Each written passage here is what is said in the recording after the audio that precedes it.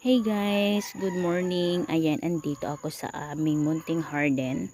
Ayan, papakita ko sa inyo yung itinam naming talong. So, ayan. Yung baglang adda iti, pagalaan to no.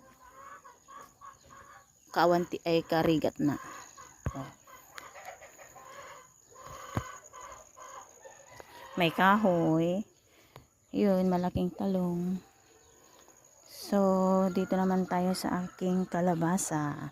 So, meron isang puno ng kalabasa dito, pero ang dami niyang bunga. Ayun o. Isa yung malaki. Tapos, andun yung isa. Tapos, meron pa dito sa taas. Yan. Ada pa'y busol na. Ayun. Isang puon lang ito guys, pero nagagat nga bunga.